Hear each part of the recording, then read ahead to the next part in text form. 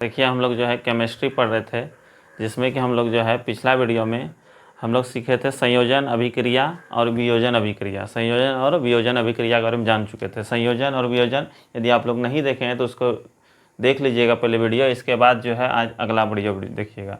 संयोजन अभिक्रिया थोड़ा सा बताते हैं किसको कहता है। संयोजन मतलब होता है जुड़ना। संयोजन मीन्स क्या होता है? जुड़ना। इसमें बताए थे दो गो छोटा छोटा यौगिक जो है मिल करके एक बड़ा यौगिक का निर्माण करेगा, उसी को कहते हैं संयोजन अभिक्रिया।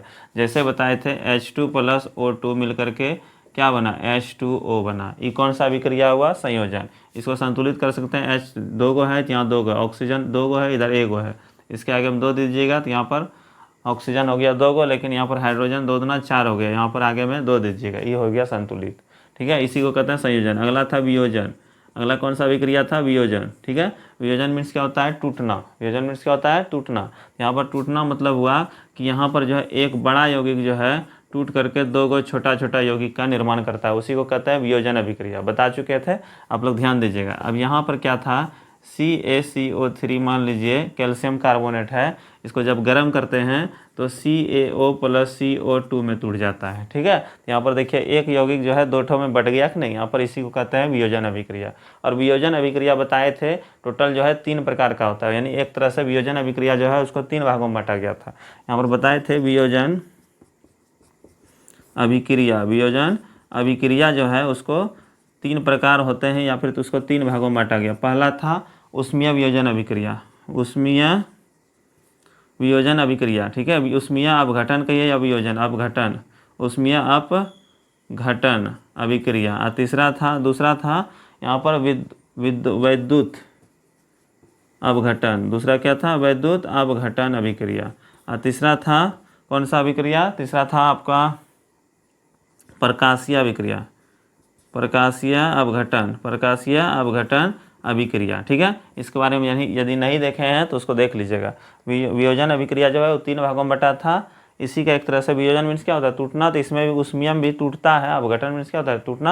यहाँ पर वैद्युत अपघटन भी एक तरह से टूटने का काम होता है, प्रकाश में भी प्रकाश के द्वारा टूटता है। देखिए अपघटन, यहाँ पर ध्यान दीजिएगा। इसमें देखिए उष्मीय वियोजन मतलब पूछेगा किसको कहते हैं अभिक्रिया, तो याद रखना वैसी रासायनिक अभिक्रिया जो कि उष्मा के द्वारा जो है टूट जाता है, उसी को कहते हैं उष्मीय वियोजन अभिक्रिया। जैसे यहाँ पर देखिए, यहाँ पर CaCO3 जो है ये उष्मा के द्वारा टूटा है। किसके द्वारा? यहाँ पर उष्मा दिए हैं तो ये टूट जाता है, यानी गर्मी दिए हैं तो इसको ये जो है टूट करके 2 भागों में बट गया है। ठीक है, इसीलिए इसको उष्मीय वियोजन अभिक्रिया का उदाहरण हुआ। अब वैद्युत अपघटन में क्या होता है? वैद्युत के द्वारा टूटता है, जैसे कि NaCl, इसको जो है वैद्युत दीजिएगा, यानी विद्युत धारा दीजिएगा, यानी करंट दीजिएगा, ये जो है Na और +Cl में टूट जाता है, प्लस ई माइनस में टूट जाता है। ठीक है, इसको कहते हैं वैद्युत अपघटन, यानी विद्युत जहाँ पर भी लिखा रहेगा उष्मा समझिएगा उष्मीय वियोजन अभिक्रिया कहते हैं, या उसको उष्मीय अपघटन अभिक्रिया कहते हैं। जहाँ के ऊपर में लिखा रहेगा विद्युत समझ जाइएगा वो कौन सा अभिक्रिया है? वैद्युत अपघटन अभिक्रिया है। ठीक है, अगला प्रकाशीय अभिक्रिया जो है याद रखना है आप लोग को। AgCl मान लीजिए, इसको जब प्रकाश देंगे, सूर्य का प्रकाश देंगे, यहाँ पर क्या टूटेगा? Ag + Cl2 में टूट जाएगा। इस तरह से जो है यहाँ पर 2 भागों में टूट जाएगा, इसलिए यहाँ पर कौन सा हो गया? प्रकाश यहाँ पर लिखा हो रहेगा, समझिएगा प्रकाशीय अपघटन अभिक्रिया है। ठीक है, यहाँ पर इस तरह से हम लोग बता दिए हैं। इसको जो है PDF जो है आप लोग को लिंक में जो है इसको डाल देंगे, इसका PDF। अब यहाँ पर समझते हैं हम लोग जो है कौन सा अभिक्रिया, यहाँ पर एकल विस्थापन। कौन सा अभिक्रिया है? एकल विस्थापन। समझिएगा एकल विस्थापन यानी कि क्या कहते हैं? Single displacement. ठीक है, यहाँ पर वैसी रासायनिक अभिक्रिया जिसमें अधिक क्रियाशील तत्व कम क्रियाशील तत्व को उसके यौगिक से विस्थापित कर देता है, उसे विस्थापन अभिक्रिया कहते हैं। समझिएगा बढ़िया से। जैसे कि मान लीजिए कोई भी रासायनिक अभिक्रिया, मान लीजिए Fe क्या माने? Fe कॉपर है, सॉरी Fe आयरन है, CuSO4 से अभिक्रिया किया। यहाँ पर देखिए आयरन है, किससे अभिक्रिया कर रहा है? CuSO4। ये आयरन कोई तत्व हुआ, यहाँ पर यौगिक है। तो यहाँ पर देखिए Fe जो है, यहाँ पर देखिए यहाँ पर क्रियाशीलता मूलक लिखे हैं। ठीक है, क्रियाशील मूलक नहीं, धातु के क्रियाशील मूलक जो है लिखे हैं। यहाँ पर देखिए Fe देखिए कहाँ पर है? Fe देखिए यहाँ पर है ना? Fe यहाँ पर है। और देखिए Cu कहाँ पर है? देखिए तो Cu देखिए यहाँ पर है, नीचे है। ठीक है, यहाँ पर देखिए एफ ही जो है जो जो नीचे की ओर आएंगे क्रियाशीलता क्या होगा, घटेगा। क्रियाशीलता क्या घटता है, घटता है। यहाँ पर सबसे अधिक क्रियाशील धातु कौन हुआ, यहाँ पर कौन है, पोटेशियम, ठीक है। इसके बाद कैल्शियम, इसके बाद सोडियम, इसके बाद magnesium, aluminium, zinc, iron, tin, इसके बाद पीबी सीसा, इसके बाद हाइड्रोजन, कॉपर, इसके बाद Hg पारा, इसके बाद Ag यहाँ पर चांदी, इसके बाद Au सोना, इसके बाद Pt प्लेटिनम होता है, ठीक है।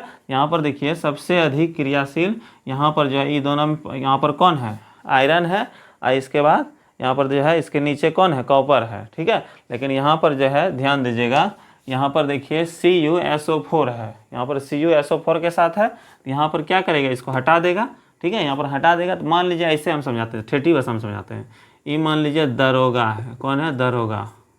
ये मान लीजिए पुलिस है, कौन है, पुलिस। और ये जो है ना ये कुर्सी मान लीजिए CuSO4 क्या है, ये मान लीजिए कुर्सी है, समझिएगा बढ़िया से, ठीक है। देखिए यहाँ पर दरोगा है और यहाँ पर पुलिस है, Cu क्या है, पुलिस है, और SO4 क्या है, कुर्सी है। यानी कि CuSO4 जो है यानी पुलिस जो है कुर्सी पर बैठा हुआ है। मान लीजिए पुलिस कहाँ बैठा हुआ है, कुर्सी पर बैठा हुआ है, और उधर से कौन आ गया, दरोगा जी आ गए। उधर से जो है कौन आ जाएगा, दरोगा जी। जब दरोगा आएगा तो यहाँ पुलिस क्या बैठा रहेगा कभी, क्योंकि ज़्यादा पावर डबल स्टार है और उसको पुलिस को एको स्टार नहीं है। यहाँ पर क्या होगा, उसके सामने में खड़ा हो जाएगा। यहाँ पर जो है कुर्सी पर कौन बैठ जाएगा, दरोगा। तो यहाँ क्या क्या हो जाएगा बताइए तो, FeSO4 बन जाएगा। और उधर जो है टुकुर टुकुर जो देखेगा कौन, पुलिस जो है उधर साइड में खड़ा हो जाएगा कि नहीं। यहाँ पर देखिए समझिए कि नहीं बढ़िया से इसको जो है, या फिर यहाँ से भी समझ सकते हैं। यहाँ पर ऊपर में था, ये नीचे में है, ये तो कम क्रियाशील हुआ, इसीलिए जो है यहाँ पर CuSO4 जो है उसको विस्थापित कर दिया। उसको क्या कर दिया, विस्थापित। यहाँ पर वही लिखे हैं कि यहाँ पर लिख दिए हैं अधिक क्रियाशील तत्व। अधिक क्रियाशील तत्व कौन है, आयरन है। और तत्व कम क्रियाशील तत्व को, कम क्रियाशील तत्व कौन है, कॉपर है। कम क्रियाशील तत्व कौन है, कॉपर है। तत्व को उसके यौगिक से, उसको यौगिक से क्या करता है, विस्थापित करता है। विस्थापित मतलब हटा देना। विस्थापित से ये देखिए यौगिक है कि नहीं, उसके यौगिक से यहाँ पर जो यौगिक है उससे क्या करता है, विस्थापित कर देता है। विस्थापित कर देता है तो उसे विस्थापन अभिक्रिया कहते हैं। यहाँ पर उसको कौन अभिक्रिया कहते हैं, विस्थापन अभिक्रिया। इसको समझ गए होंगे, इसको जो है हम ऐसे ही समझाने के लिए लिए थे, ठीक है।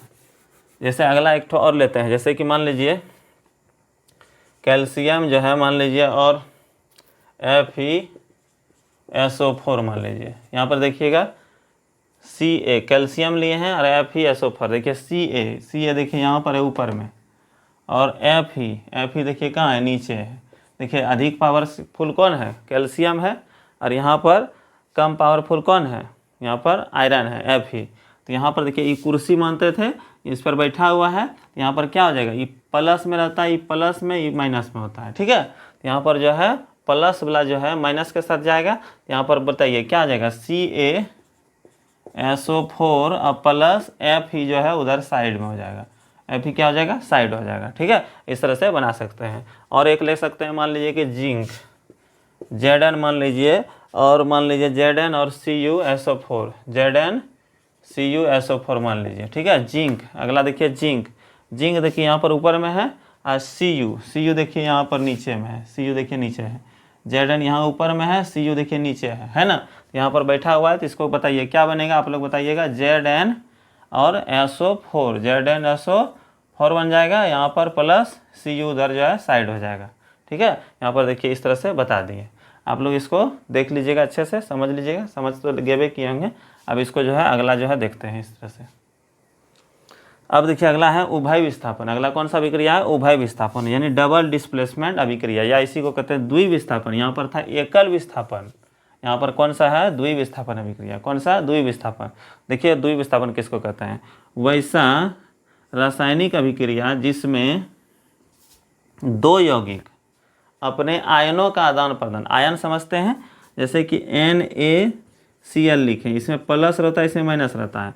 जहाँ पर भी जिस यौगिक पर जो प्लस माइनस रहेगा उसको क्या कहता है, आयन कहते हैं। यहाँ पर जो है कोई भी तत्व जो है उस पर यदि प्लस माइनस रहेगा तो उसको आयन कहते हैं। यहाँ पर प्लस है माइनस है जानते हैं तो आयन होता है। तो वही कहता है दो यौगिक अपने आयनों का आदान प्रदान करके दो नए यौगिक का निर्माण करता है, यानी दो गो यौगिक रहेगा। यहाँ पर क्या गो, यहाँ पर दो गो। जैसे कि मान लीजिए, जैसे एग्जाम्पल में लिखते हैं, समझिएगा, जैसे मान लीजिए Cl, ठीक है। NaCl ले लिए एक यौगिक, दूसरा यौगिक मान लीजिए कि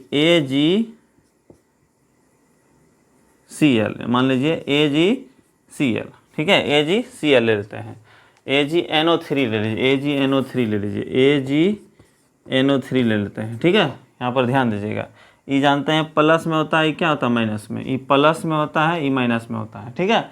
यहाँ पर देखिए प्लस वाला जो है ना माइनस के साथ दोस्ती करता है, यहाँ देखिए प्लस में माइनस के साथ दोस्ती क्या है कि नहीं, यहाँ पर देखिए प्लस वाला माइनस के साथ दोस्ती है ना, तो यहाँ पर क्या करता है, आयनों का आदान प्रदान करता है, आयनों का आदान प्रदान करेगा, यानी Na जो है ना, ये प्लस वाला जो है ये माइनस वाले के साथ चल जाएगा, ठीक है। तो यहाँ पर बताइए क्या होगा, NaNO3 हो जाएगा, ठीक है।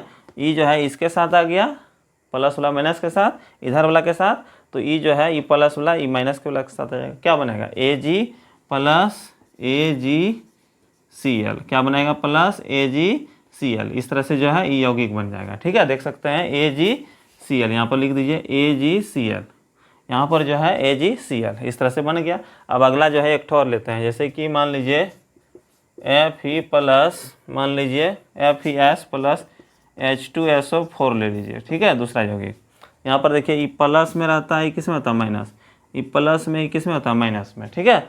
यहाँ पर देखिए प्लस वाला किसके साथ जाएगा, माइनस के साथ, बोलिए क्या बनेगा, FeSO4, क्या बनेगा, FeSO4 प्लस वाला माइनस के साथ चल जाएगा, और अगला क्या बनेगा, H2S, यहाँ पर प्लस H2S बन जाएगा, ठीक है। यहाँ पर देखिए आयनों का क्या किया, आदान प्रदान कर दिया, यहाँ पर भी प्लस माइनस, ये है प्लस, यहाँ माइनस है, यहाँ प्लस माइनस में हो जाएगा, ठीक है। यहाँ पर आयनों का आदान प्रदान करके जो है क्या बनाया, दो गो यहाँ पर नया यौगिक बन जाता है, तो वही कहता है उसको कौन सा अभिक्रिया, उभय विस्थापन अभिक्रिया, ठीक है, उभय विस्थापन अभिक्रिया। यहाँ पर ध्यान दीजिएगा, अब